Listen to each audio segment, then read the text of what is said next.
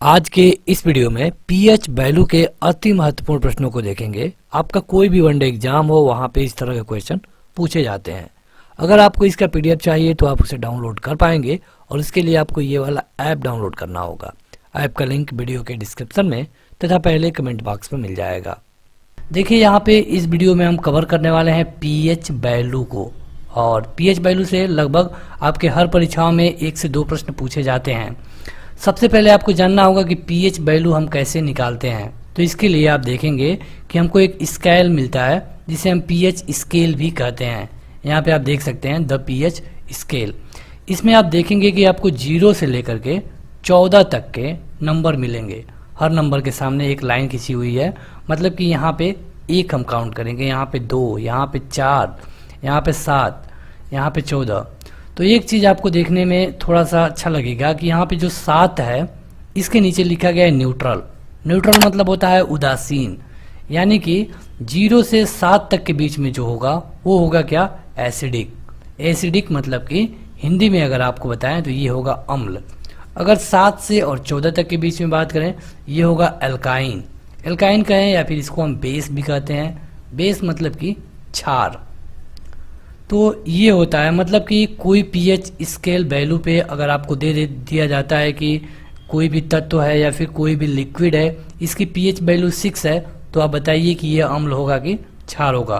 तो इस स्केल में आप देखिए जो 6 है कहाँ है, तो ये 7 से पहले है। और हमने अभी आपको बताया कि 7 और 0 के बीच में होगा तो वो क्या होगा, हमेशा अम्ल होगा।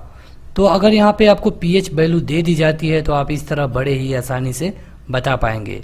इस पिक्चर को दिखाने का ये मतलब है, जो यहाँ पे आप फोटो देख पा रहे हैं, इसका मतलब ये है कि आप इस पीएच स्केल को अच्छे से देख लीजिए।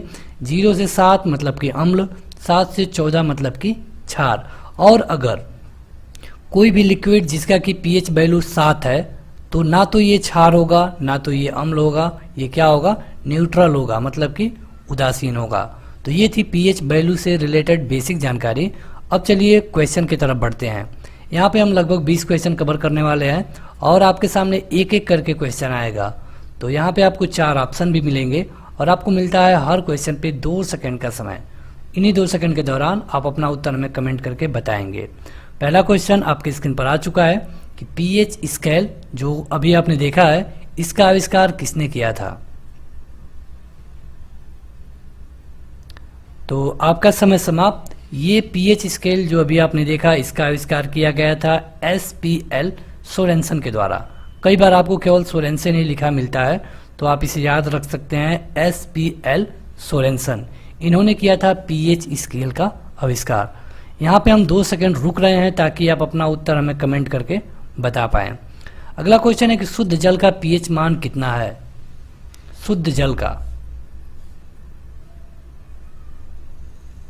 तो अभी तक आपने अपना उत्तर कमेंट करके बता दिया होगा। शुद्ध जल का पीएच मान होता है 7, और हमने आपको बताया कि 7 अगर होगा तो इसका मतलब कि वो क्या होगा, ना तो अम्ल होगा ना तो क्षार होगा, वो होगा न्यूट्रल, मतलब कि उदासीन। मतलब जो शुद्ध जल होगा वो न्यूट्रल होगा, मतलब कि उदासीन होगा। अगला क्वेश्चन है कि रक्त का पीएच वैल्यू कितना होता है। ये क्वेश्चन सबसे ज़्यादा परीक्षाओं में पूछे जाने वाला प्रश्न है। आपसे रक्त और आंसू और इसी तरह और भी क्वेश्चन पूछे जाते हैं जिनको हम इसी वीडियो में कवर करने वाले हैं। तो रक्त का पीएच वैल्यू होता है 7.4। 7.4 होता है जो आपका रक्त होता है। वैसे आपको रक्त के बारे में बता दें कि जो आपका रक्त है वो एक तरह का बफर विलियन है। अब बफर विलियन का मतलब ये होता है कि इसमें अगर आपके शरीर में जो भी रक्त है उसका पीएच वैल्यू आपने देख लिया कि 7.4 है, और जब 7.4 होगा तो आप देखेंगे कि ये 7 से अधिक है और 14 से कम है। तो जब ये 7 और 14 के बीच में होता है तो क्या होता है, क्षार होता है। अगर ये 7 से पहले होता तो अम्ल होता। यानी कि आपका जो ब्लड है वो कैसा है, क्षारीय है, बेसिक है। अब यहाँ पे कई बार आपसे पूछा जाता है कि आपका जो ब्लड है वो 7.4 है, लेकिन अगर आप अधिक मात्रा में अम्ल का सेवन कर लेते हैं, एसिड का सेवन कर लेते हैं, तो क्या आपके ब्लड के जो पीएच वैल्यू है इसमें डिफरेंस होगा। तो अगर थोड़ा बहुत अगर आप एसिडिक जो द्रव है उसका सेवन करते हैं तो आपके ब्लड के पीएच मान में कोई भी अंतर नहीं होगा, क्योंकि ये एक बफर विलियन है। अगला क्वेश्चन कि नींबू के रस का पीएच वैल्यू कितना होता है, लगभग में पूछा गया है। तुरंत अपना उत्तर कमेंट करके बता दिया करिए। तो ये जो नींबू के रस की बात हो रही है ये होता है 2.4। यहाँ पे कहीं कहीं 2.2 भी आपको देखने को मिलेगा, 2.2 to 2.4, हालांकि एग्जैक्ट उत्तर 2.4 ही होता है। अगला क्वेश्चन है कि आंसू का पीएच वैल्यू कितना होता है। तो आंसू हो या फिर ब्लड हो, दोनों का पीएच वैल्यू लगभग समान होता है, यानी कि आंसू का पीएच वैल्यू भी हो जाएगा 7.4 पीएच वैल्यू। और जब ये 7.4 है तो क्या होगा, अम्ल होगा कि क्षार होगा, तो ये क्षार होगा। क्षार क्यों होगा, क्योंकि ये 7 से अधिक है और 14 से कम है, इसीलिए ये क्षार होगा। अगला क्वेश्चन कि शराब का पीएच मान कितना होता है, एल्कोहल। तो देखिए शराब का पीएच मान होता है 2.8। अब जब ये 2.8 है तो ये आप देखेंगे कि ये 0 से अधिक है, 7 से कम है, तो ये क्या हो जाएगा, ये हो जाएगा अम्ल। अम्ल के बारे में एक चीज़ और कहा जाता है कि जिन चीज़ों में अम्ल पाया जाता है अक्सर वो खट्टे होते हैं। हालांकि 100% की बात नहीं की गई है, कुछ ऐसे भी होंगे जो खट्टे नहीं होंगे। तो यहाँ पे जो शराब की बात हम कर रहे थे ये एक अम्ल है और इसका पीएच वैल्यू होता है 2.8। अगला क्वेश्चन और ये है कि सेलाइवा इसका पीएच वैल्यू कितना होता है। जो लार होता है उसको सेलाइवा कहते हैं, तो यहाँ पे आप लार भी लिख सकते हैं, जो मनुष्य का लार होता है उसकी बात की गई है। तो ये होता है 6.2 से 7.5 तक, इसी के बीच में होता है सेलाइवा का पीएच वैल्यू। अब आप देखेंगे कि ये अम्ल भी हो सकता है, क्षार भी हो सकता है। एक चीज़ आपको बता दें कि देखिए अगर यहाँ पे 0 है, यहाँ पे 7 है, यहाँ पे 14 है, तो यहाँ पे जो ही ये 7 के करीब करीब बढ़ेगा ये कमज़ोर होता जाएगा। जैसे कि अगर 6.9 है तो ये क्या होगा, ये होगा अम्ल लेकिन कमज़ोर अम्ल होगा। यहाँ पे अगर 7.1 हो गया तो होगा क्षार लेकिन कमज़ोर क्षार होगा। अगर मजबूत अम्ल की बात करें तो इसको 0 के करीब होना चाहिए, जैसे कि 1, 2। जितना ज़्यादा ये 0 के नज़दीक होगा, या ये भी कह सकते हैं कि 7 से जितना दूर होगा, जिधर होगा उतना ही मतलब कि ये पावरफुल होगा। तो सलाइवा जो होता है, जो मनुष्य का लार होता है, ये 6.2 से लेके 7.5 के बीच में होता है। अगला क्वेश्चन और इसमें पूछा गया है कि समुद्री जल का पीएच वैल्यू कितना होता है।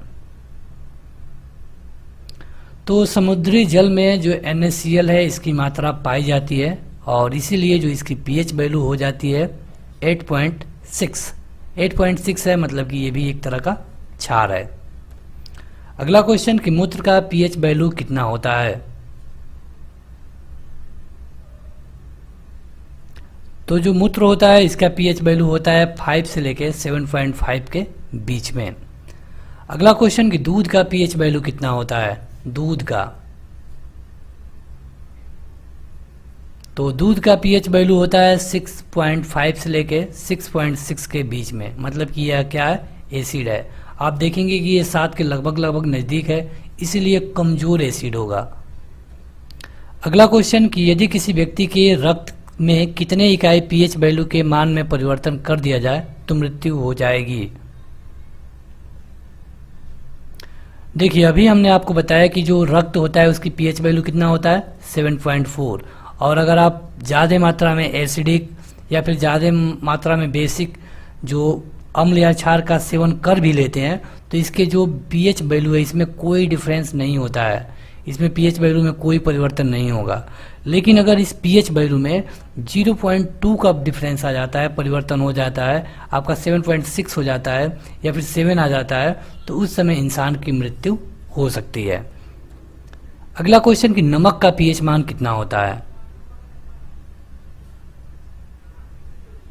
तो नमक का पीएच मान होता है लगभग 7 के बराबर, यानी कि अभी एक उदासीन में आ जाएगा। अगला क्वेश्चन कि शहद का पीएच वैल्यू कितना होता है, हनी। तो ये होता है 3.7 से लेके 4.2 के करीब, ये होता है शहद, यानी कि जब ये 7 से पहले है तो क्या होगा, अम्ल होगा। अगला क्वेश्चन कि एलोवेरा का पीएच मान कितना है। एलोवेरा का पीएच वैल्यू होता है 6.1। एलोवेरा का पीएच वैल्यू कितना होता है 6.1। अब चलते हैं आगे। तो अगला क्वेश्चन कि यदि कोई विलयन क्षारीय है तो लिटमस टेस्ट का परिणाम क्या होगा। देखिए, अभी तक आपसे ये पूछा जा सकता था कि मतलब कि कोई भी लिक्विड है उसका पीएच वैल्यू इतना है, तो आपको ये बताना होता था कि वो क्या है। लेकिन अगर आपको 2 कटोरे में दे दिया जाए 2 चीज़ और आपसे पूछा जाए कि आप बताइए कि इसमें से कौन अम्ल है कौन क्षार है, तो इसके लिए एक लिटमस टेस्ट आता है, उसे करना होता है। और अगर लाल लिटमस पेपर है और अगर आप इसमें डालते हैं लाल वाले को और अगर ये नीला हो जाता है, कैसा हो जाता है, नीला, जब ये नीला हो जाएगा तो इसका मतलब कि ये क्या है, तो क्षार है। अगर 2 लिक्विड दिया गया है और इसमें आप लाल वाले को डालते हैं और उसका कलर चेंज होकर नीला हो गया तो समझिए कि ये क्या है, क्षार है। अगर नीला वाले को डालते हैं और इसका कलर लाल हो गया तो ये क्या होगा, तो ये अम्ल हो जाएगा।